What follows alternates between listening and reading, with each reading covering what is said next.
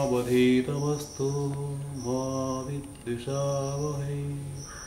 ओम शांति शांति शांति। ओम शिवाय। ഭാരത സർക്കാർ നടത്തുന്ന കൈലാസ് മാനസരോവർ യാത്രയിൽ 2010-ലും 2015-ലും പങ്കെടുക്കുവാൻ എനിക്ക് ഭാഗ്യം ലഭിച്ചു. 2.5 ലക്ഷത്തോളം അപേക്ഷകർ ഉള്ള ഈ യാത്രയിൽ കമ്പ്യൂട്ടർ തിരഞ്ഞെടുപ്പിലൂടെ 16 ബാച്ചുകൾക്കാണ് അവസരം കിട്ടുന്നത്. 16 ബാച്ചുകളിൽ 60 പേരെയാണ് ഓരോ ബാച്ച് ഉൾക്കൊള്ളുക. അങ്ങനെ ഒരു വർഷം 960 പേർക്ക് പോകുവാൻ അവസരം കിട്ടാറുണ്ട്. ഡൽഹി ഹാർട്ട് ആൻഡ് ലങ് ഇൻസ്റ്റിറ്റ്യൂട്ടിലും തുടർന്ന് ITBPയുടെ ആശുപത്രിയിലും നടത്തുന്ന കഠിനമായ മെഡിക്കൽ പരിശോധനകൾക്ക് ശേഷമാണ് യാത്രികരെ തിരഞ്ഞെടുക്കുന്നത്. 960 പേരെ തിരഞ്ഞെടുക്കപ്പെടാറുണ്ടെങ്കിലും 800-ലധികം പേർക്ക് പോകാൻ സാധിക്കാറില്ല. കാരണം പിന്നീട് 2 ദിവസത്തെ ബസ് യാത്രയും 3 ദിവസത്തെ നടപ്പും കഴിഞ്ഞ് 11,000 അടി ഗുഞ്ചിയിൽ എത്തുമ്പോൾ ഒരു മെഡിക്കൽ പരിശോധന കൂടിയുണ്ട്. ഇത് നമ്മുടെ ശരീരസ്ഥിതി ഉയരത്തിലേക്ക് പോകുന്തോറും മാറുന്നതും നിരവധി അസുഖങ്ങൾക്ക് കാരണമാകുന്ന അവസരങ്ങൾ ഉണ്ടാകും എന്നുള്ളതുകൊണ്ടാണ് ഇത്ര കഠിനമായ മെഡിക്കൽ പരിശോധന നടത്തുന്നത്. അതിനുശേഷവും തിരഞ്ഞെടുക്കപ്പെടുന്നവരെ ഗുഞ്ചിയിൽ നിന്ന് തിരഞ്ഞെടുക്കപ്പെടുന്നവർക്ക് മാത്രമാണ് ഈ യാത്രയിൽ പങ്കെടുക്കുവാൻ അവസരം ലഭിക്കുക. ശങ്കരാചാര്യരും പാണ്ഡവരും ഒക്കെ യാത്ര ചെയ്ത ആ പാതയിലൂടെ യാത്ര ചെയ്യുവാൻ അവസരം ലഭിക്കുക എന്നുള്ളത് ഭാഗ്യം തന്നെയാണ്. ഭഗവാന്റെ അനുഗ്രഹം ഉണ്ടെങ്കിൽ മാത്രമേ ഈ യാത്ര പൂർത്തിയാക്കി മടങ്ങി വരാൻ പറ്റൂ. ഇരമ്പി ആർത്തൊഴുകുന്ന കാളി നദിയുടെ തീരത്തുകൂടി യാത്ര ചെയ്യുമ്പോൾ കാല് നിടറിയാൽ കാളിയിലേക്ക് പതിച്ചേക്കാം. പക്ഷേ യമൻ വന്ന് കൈപിടിക്കുമ്പോൾ ആ കൈ തട്ടി മാറ്റി സാക്ഷാൽ ഭഗവാൻ ദ്രേകനാഥനായ പരമശിവൻ തന്നെ കൈപിടിച്ച് നടത്തുന്ന ഒരു അവസ്ഥയാണ് നമുക്ക് അനുഭവപ്പെടുന്നത്. അങ്ങനെ നടത്തുന്ന ഈ യാത്ര 13 ദിവസം പൂർണ്ണമായും നടന്നുകൊണ്ടാണ് ഈ യാത്രയിൽ കടന്നു പോകുന്നത്. ഭാരതത്തിൻ്റെ അതിർത്തി കടന്ന് ടിബറ്റിലാണ് കൈലാസം സ്ഥിതി ചെയ്യുന്നത്. ടിബറ്റ് ഇന്ന് ചൈനയുടെ കൈവശമാണ്. ടിബറ്റിലേക്ക് കടന്ന് ഈ യാത്ര കൈലാസ പർവ്വതത്തെയും മാനസരോവറിനെയും പരിക്രമം ചെയ്യുന്ന ഈ യാത്ര പൂർത്തിയാക്കുകയാണ് ചെയ്യുന്നത്. ഈ യാത്രയിൽ പങ്കെടുക്കുന്ന എല്ലാവർക്കും കഠിനമായ മെഡിക്കൽ പരിശോധനയുണ്ട് എന്ന് ആദ്യമേ സൂചിപ്പിച്ചത്. യാത്രയ്ക്ക് തിരഞ്ഞെടുക്കുന്നതിന് ministry of external affairs www.mea.org എന്ന സൈറ്റിലോ അല്ലെങ്കിൽ കുമയൂൺ അവർ കൈലാഷ് .com എന്ന സൈറ്റിലോ കയറി ജനുവരി മാസത്തിൽ രജിസ്റ്റർ ചെയ്യുകയാണ് ചെയ്യേണ്ടത്. പത്രത്തിലും ഇതിനെപ്പറ്റി പരസ്യങ്ങൾ വരാറുണ്ട്. അങ്ങനെ തിരഞ്ഞെടുക്കപ്പെടുന്നവരിൽ നിന്നാണ് യാത്രികരെ തിരഞ്ഞെടുക്കുന്നത്. ഭാരതത്തിലെ വിവിധ സംസ്ഥാനങ്ങൾ യാത്രികർക്ക് സബ്സിഡി അനുവദിക്കാറുണ്ട്. ഗുജറാത്ത് 50,000 രൂപ സബ്സിഡി അനുവദിക്കുന്നു. കർണാടക, ഉത്തർപ്രദേശ്, ഡൽഹി സർക്കാരുകളും യാത്രികർക്ക് സബ്സിഡി അനുവദിക്കാറുണ്ട്. കേരളം, തമിഴ്നാട് പോലുള്ള സംസ്ഥാനങ്ങൾ യാത്രികർക്ക് യാതൊന്നും തന്നെ കൊടുക്കാറില്ല. യാത്രയിൽ പങ്കെടുക്കുന്ന കേന്ദ്ര ഗവൺമെൻറ് ഉദ്യോഗസ്ഥന്മാർക്ക് 1 മാസത്തെ അവധി സ്പെഷ്യൽ ക്യാഷ് ലീവ് അനുവദിക്കാറുണ്ട്. കേരളത്തിൽ അത് അനുവദിക്കാറില്ല. ഈ യാത്രയിൽ പങ്കെടുക്കുന്ന എല്ലാവരും തന്നെ നമഃശിവായ ജപിച്ചുകൊണ്ട് ഭഗവാനെ സ്മരിച്ചുകൊണ്ട് ആണ് ഈ യാത്ര പൂർത്തിയാകുന്നത്. ഇന്ത്യയുടെ അതിർത്തി കടക്കുന്ന ലുബലേക്ക് പാസ് ഉത്തരാഖണ്ഡ് സംസ്ഥാനത്തിലെ ധാർചുലയിൽ നിന്നാണ് നടപ്പ് ആരംഭിക്കുന്നത്. ധാർചുലയിൽ നിന്ന്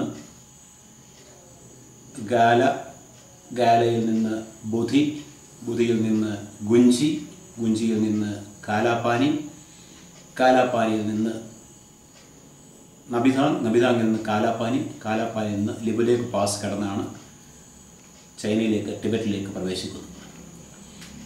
യാത്രയിലുടനീളം കാണുന്ന കാഴ്ചകൾ അത്ഭുതാവഹങ്ങളാണ്. നടന്നു പോകുന്ന വഴിയിൽ ഉടനീളം വിവിധങ്ങളായിട്ടുള്ള ഔഷധ സസ്യങ്ങൾ കാണാൻ സാധിക്കും. ഊന്നുവടിയുടെ സഹായത്തോടെയാണ് ഈ യാത്ര നടത്താൻ സാധിക്കുന്നത്.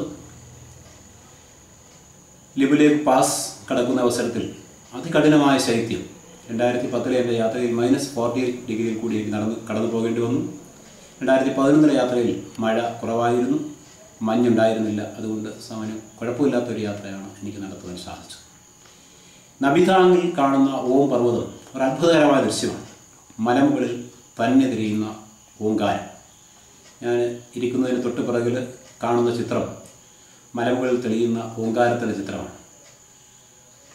പല യാത്രികൾക്കും ഇത് കാണാൻ സാധിക്കാറില്ല. അങ്ങോട്ട് കടന്നു പോകുമ്പോൾ മാത്രമേ യാത്രയിൽ ഈ ചിത്രം എനിക്ക് ലഭിച്ചിട്ടുള്ളൂ. തിരിച്ചു പോരുന്ന അവസരത്തിൽ ഇത് കാണുവാൻ അവസരം ഉണ്ടായില്ല. അങ്ങനെ ലിബുലേക്ക് പാസ് കടന്ന് തക്കലക്കോട്ട് എന്ന ഗ്രാമത്തിലേക്കാണ് നാം എത്തിച്ചത്. തക്കലക്കോട്ട് ചെറിയ പട്ടണം തന്നെയാണ്, ടിബറ്റൻ പട്ടണമാണ്. അവിടെ താമസം ഹോട്ടലിലാണ്.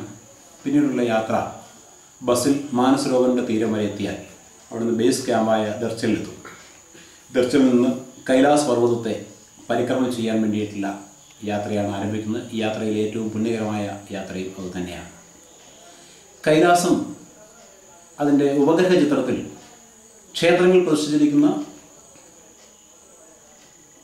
ശിവലിംഗം പോലെ തന്നെയുള്ളതാണ്. വലിയൊരു ശിവലിംഗം, 6 പർവ്വതങ്ങളാൽ ചൂഴ്ന്നു നിൽക്കുന്ന ഈ ശിവലിംഗത്തെ ഭഗവാൻ പരമശിവൻ്റെയും പാർവതിയുടെയും വാസസ്ഥാനമെന്ന് നാം ഉറപ്പിച്ച് പറയുന്ന കൈലാസ് പർവ്വതത്തെ പ്രദക്ഷിണം ചെയ്യുകയാണ് ചെയ്തത്. യമദ്വാർ എന്ന് പറയുന്ന സ്ഥലം യമദ്വാർ കടന്നാൽ മോക്ഷം എന്നാണ് സങ്കല്പം. യമദ്വാർ കടന്ന് ആദ്യത്തെ ദിവസത്തെ യാത്ര അവസാനിക്കുന്നത് ദിറാപ്പുക്ക് എന്ന സ്ഥലത്താണ്. ദിറാപ്പുക്കിലാണ് കൈലാസത്തെ ഏറ്റവും അടുത്ത് കാണാൻ സാധിക്കുന്നത്. ദിറാപ്പുക്കിൽ താമസിക്കുന്നത് മഡ് ഹൗസുകളിലാണ്. കല്ലും മണ്ണും കൊണ്ട് മേഞ്ഞ ചെറിയ കെട്ടിടങ്ങളാണ്. അവിടെ നിന്ന് ജാമ്പിയാൻ പർവ്വതം കയറിയാൽ 75 അടി അകലത്തിൽ കൈലാസത്തെ കാണാൻ സാധിക്കും. അവിടെ നിന്നുണ്ട വടക്കുനാഥൻ എന്ന ദർശനം, വടക്ക് വശത്തോടെ കിട്ടുന്ന ദർശനം, വടക്കുനാഥൻ എന്ന ഭഗവാനെ വിളിക്കുന്നത് അതുകൊണ്ടാണ്. ഏറ്റവും അനുഗ്രഹം ലഭിക്കുന്ന ഒരു ദർശനമാണ്. ചരണ കമല സ്പർശം എന്നാണ് അതിന് പറയുക. അവിടെ ഞങ്ങൾക്ക് പൂജ നടത്തുവാനും സാധിച്ചു. അതിനുശേഷം പരിക്രമയുടെ രണ്ടാമത്തെ ദിവസം ദിറാപ്പുക്കിൽ നിന്ന് സോങ്ജർബു എന്ന ക്യാമ്പിലേക്കാണ്. സോങ്ജർബു ക്യാമ്പ് കടന്നു പോകുന്ന വഴി ഡോൾമ പാസ്സാണ് കടന്നാണ് പോകുന്നത്. ഡോൾമ പാസ്സാണ് യാത്രയിലെ ഏറ്റവും അപകടം പിടിച്ച വഴി. ഉയർന്ന ഈ സ്ഥലത്ത് പ്രാണവായു വളരെ കുറവാണ്. മരങ്ങളൊന്നും തന്നെ ഇല്ല. കുന്നുകൂടി കിടക്കുന്ന കൂറ്റൻ പർവ്വതങ്ങൾ, കൂറ്റൻ മലകൾ മാത്രം. അതിനിടയിലൂടെ നിയതമായ വഴിയൊന്നുമില്ല. ആ വഴിയിലൂടെ നടന്ന് ഡോൾമ പാസ് കടക്കുമ്പോൾ ഡോൾമയുടെ ഏറ്റവും ഉയരത്തിൽ പാർവതി ദേവി കുളിക്കുന്ന ഗൗരികുണ്ട് എന്ന പ്രദേശം നമുക്ക് കാണാൻ സാധിക്കും. ഗൗരികുണ്ടിൽ നിന്ന് തീർത്ഥം ശേഖരിക്കാറുണ്ട്. ഈ തീർത്ഥം അവിവാഹിതരായ സ്ത്രീ പുരുഷന്മാരിൽ തലയിൽ തളിച്ചാൽ വിവാഹം വേഗം നടക്കുമെന്നാണ് സങ്കല്പം. ഡോൾമ പാസിൽ പൂജകൾ നടത്താറുണ്ട്. ഡോൾമ പാസ് ഇറങ്ങി പിന്നീട് സോങ്ജർബു എന്ന സ്ഥലത്ത് എത്തിച്ചേരും. സോങ്ജർബുവിൽ നിന്ന് പിറ്റേ ദിവസം ബേസ് ക്യാമ്പായ ദർശനിലേക്ക് എത്തിച്ചേരുകയാണ് ചെയ്യുന്നത്. കൈലാസ് ദർശനത്തിനായി പോകുമ്പോൾ തന്നെ മാനസരോവറിൽ മുങ്ങിക്കുളിച്ചതിന് ശേഷമാണ് പോകുന്നത്. 4 ദിവസം മാനസരോവർ തീരത്ത് താമസിക്കുന്നുണ്ട്. 3 ദിവസം 3 രാത്രികളിൽ മാനസരോവർ തീരത്തിരുന്നു കൊണ്ട് കാണുന്ന കാഴ്ചകൾ വിവരണാതീതമാണ്. ആകാശത്തു നിന്നും നക്ഷത്ര കൂട്ടങ്ങൾ, വളരെ ഉജ്ജ്വലമായ നക്ഷത്രങ്ങൾ താഴേക്കിറങ്ങി വരുന്ന കാഴ്ച രാത്രി മുഴുവൻ കാണുവാൻ സാധിക്കും. ദേവീദേവന്മാർ നീരാടുവാൻ മാനസരസിലേക്ക് എത്തിച്ചേരുന്നു എന്നാണ് സങ്കല്പം. ബ്രഹ്മാവിൻ്റെ മനസ്സിൽ നിന്ന് ഉണ്ടായതെന്ന് സങ്കല്പിക്കപ്പെടുന്ന ഈ മാനസരോവരം 85 കിലോമീറ്റർ ചുറ്റളവിലുള്ളതാണ്. ഇതിനെയും പ്രദക്ഷിണം ചെയ്യാറുണ്ട് യാത്രയിൽ. ഈ യാത്രകളെല്ലാം പൂർത്തിയാക്കി തിരികെ ഇന്ത്യൻ അതിർത്തി കടന്ന് വന്ന വഴികളിലൂടെ തന്നെ മടങ്ങി പോവുകയാണ് ചെയ്യുന്നത്. ഇന്ത്യൻ അതിർത്തി കടക്കുന്ന സമയത്ത് ഞങ്ങൾ ഇന്ത്യയുടെ ചിത്രങ്ങൾ എടുക്കുവാനും വീഡിയോ എടുക്കുവാനും ശ്രമിക്കാറില്ല. കാരണം അബദ്ധവശാൽ നമ്മുടെ ക്യാമറയോ വീഡിയോയോ ചൈനീസ് അധികൃതരുടെ കയ്യിൽപ്പെട്ടാൽ അവ നമ്മുടെ രാജ്യത്തിന് അപകടകരമാകുമെന്നതിനാൽ തിരിച്ചു വരും വഴിയാണ് ഞങ്ങൾ ഈ രംഗങ്ങളെല്ലാം ചിത്രീകരിച്ചിട്ടുള്ളത്. എൻ്റെ ഈ ചെറിയ ക്യാമറയിൽ അത്ര വിദഗ്ധനൊന്നും അല്ലാത്ത ഞാൻ ചിത്രീകരിച്ച വീഡിയോ ദൃശ്യങ്ങളാണ് നിങ്ങൾ കാണുന്നത്. ഇവിടെ കൈലാസം കണ്ടപ്പോൾ, മാനസരോവരം കണ്ടപ്പോൾ എനിക്കുണ്ടായ വിചാരങ്ങൾ രേഖപ്പെടുത്തിയിരിക്കുകയാണ്. അപാകതകൾ ധാരാളം ഉണ്ടാകാം. ഞാൻ മെച്ചപ്പെട്ട വീഡിയോഗ്രാഫറോ ഈ ചിത്രത്തെ പറ്റിയിട്ട് അറിയാവുന്ന ആളോ അല്ല. എങ്കിലും എൻ്റെ കഴിവുകൾക്ക് നിന്നുകൊണ്ട്, പരിധിയിൽ നിന്നുകൊണ്ട് ഞാൻ ഈ ചിത്രം എടുത്തിരിക്കുന്നു. പലപ്പോഴും പല അവസരങ്ങളിലും അപകടമേറിയ വഴികളിൽ ഈ ക്യാമറ ഒന്ന് കയ്യിലെടുക്കാൻ പോലും നമുക്ക് സാധിക്കില്ല. അപകടകരമായ അത്തരം അവസ്ഥകളിൽ, ഏറ്റവും അപകടം കുറഞ്ഞ അവസരങ്ങളിൽ മാത്രം ആണ് ഈ വീഡിയോയിൽ കാര്യങ്ങൾ റെക്കോർഡ് ചെയ്തിരിക്കുന്നത്. എന്തായാലും എൻ്റെ ജീവിതത്തിൽ 2 പ്രാവശ്യം കൈലാസ ദർശനം നടത്തുവാനും പരിക്രമ ചെയ്യുവാനും ജീവനോടെ തിരികെ വരുവാനും ഭഗവാൻ സദാശിവൻ അനുഗ്രഹിച്ചു. ഓം നമഃ ശിവായ, ഓം നമഃ ശിവായ. ഭക്തിയോടെ ഈ വീഡിയോ കണ്ടാൽ തീർച്ചയായും അവിടെ മഹാദേവനെ കാണാൻ സാധിക്കും. അല്ലാത്തവർക്ക് ഇത് വെറും കല്ലും മണ്ണും മാത്രമായിരിക്കും. ഒരിക്കൽ നമുക്ക് ഈ വീഡിയോ കാണാം. ഓം നമഃ ശിവായ, ഓം നമഃ ശിവായ, ഓം നമഃ ശിവായ. തെറാപ്പുക്കൽ കുതിരക്കാരും പോർട്ടർമാരും അവരുടെ താമസത്തിനായി ക്യാമ്പുകൾ തയ്യാറാക്കുകയാണ്, ക്യാമ്പ് ഷെഡുകൾ തയ്യാറാക്കുകയാണ്. മരം കോച്ചുന്ന ഈ മഞ്ഞിൽ ഇവർ ഈ ക്യാമ്പ് ഷെഡുകളിലാണ് കഴിയുന്നത്. പലപ്പോഴും ചീറിയടിക്കുന്ന കാറ്റ് ഈ ക്യാമ്പ് ഷെഡുകളെ പറത്തിക്കൊണ്ട് പോകാറുണ്ട്. ഭഗവാന്റെ, മഹാദേവൻ്റെ കാൽക്കീഴിൽ യാക്കുകളും മേയുമ്പോൾ ഈ പുണ്യദർശനത്തിനായി നാം കാത്തിരിക്കുകയാണ്. ഓം നമഃ ശിവായ, ഓം നമഃ ശിവായ, ഓം നമഃ ശിവായ. വടക്കുന്നാഥൻ, വടക്കു കൂടിയുള്ള ദർശനം.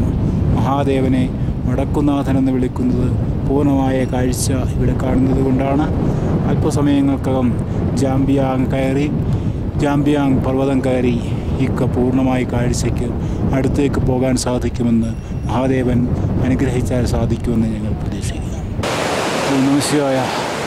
ഭഗവാനെ അങ്ങയെ കാണാൻ, ഏറ്റവും അടുത്ത് കാണാനുള്ള ആഗ്രഹം കൊണ്ട് ഞങ്ങൾ അങ്ങേക്ക് അടുത്തേക്ക് വരികയാണ്. ഭഗവാനെ, ഞങ്ങൾ വിചാരിച്ചാൽ അങ്ങയുടെ അടുത്തെത്താനാവില്ല എന്നറിയാം. ഈ ഓരോ പാറക്കഷ്ണവും ഭക്തിയോടെ ഇതിൽ സ്പർശിച്ചുകൊണ്ട് ഞങ്ങൾ അങ്ങോട്ട് വരികയാണ്. ഭഗവാനെ, അവിടെ എത്തിച്ചേരുവാൻ അനുഗ്രഹിക്കണേ. നിങ്ങൾ അനുഗ്രഹമില്ലെങ്കിൽ ഞങ്ങൾക്ക് ഇവിടേക്ക് എത്തിച്ചേരാനാവില്ല എന്ന ഉത്തമ ബോധ്യത്തോടെ ഭഗവാനെ മന്ത്രം ഉരുവിട്ടുകൊണ്ട് വരികയാണ്. ഇത് അവസാനിപ്പിക്കാനാണ് അങ്ങ് ഉദ്ദേശിക്കുന്നതെങ്കിൽ ഭഗവാനെ, ഒരു നിമിഷം മതിയെന്ന് ഞങ്ങൾക്കറിയാം. ശിവായ, ശിവായ. കൈലാസ ദർശനത്തിനായി, നടക്കുന്ന ദർശനത്തിനായി ഞങ്ങൾ മുകളിലേക്ക് കയറിക്കൊണ്ടിരിക്കുകയാണ്. ഭഗവാന് മാത്രമേ യാത്ര പൂർത്തിയാക്കാൻ സാധിക്കുകയുള്ളൂ എന്ന് തിരിച്ചറിവോടെ വിഷ്ണു മഹേശ്വരന്മാർ, ബ്രഹ്മാവും വിഷ്ണുവും ശ്രമിച്ചിട്ടും അങ്ങയുടെ ആദ്യന്തം കണ്ടുപിടിക്കാൻ സാധിച്ചിട്ടില്ല എന്ന് തിരിച്ചറിവോടെ അങ്ങയുടെ വാസസ്ഥാനമാണ് കൈലാസം എന്ന് മാത്രം വിശ്വസിച്ചുകൊണ്ട് ഭഗവാനെ, ഞങ്ങളിതാ അങ്ങയെ കാണുവാനായി, അങ്ങയുടെ ഏറ്റവും അടുത്തേക്ക് കടന്ന് അങ്ങയെ കാണുവാനായി എത്തുന്നു. ഭഗവാനെ, അഹങ്കാരമാണെങ്കിൽ ക്ഷമിക്കണേ. ഭഗവാനെ, അങ്ങ് ഞങ്ങൾക്കല്ലാതെ ആർക്കും ഞങ്ങളെ രക്ഷിക്കാനാവില്ല. ഞങ്ങളുടെ പണത്തിന്, അഹങ്കാരത്തിന് ഒന്നും ഞങ്ങൾ രക്ഷിക്കാനാവില്ല. ഭഗവാനെ, അങ്ങയെ ഏറ്റവും അടുത്ത് കാണാൻ സഹായിക്കണേ. ഈ പാറക്കൂട്ടങ്ങളിലൊന്നിൽ ഞങ്ങളുടെ പാദം ഒന്ന് ഇളകിയാൽ ഇവിടെ എല്ലാം അവസാനിക്കും.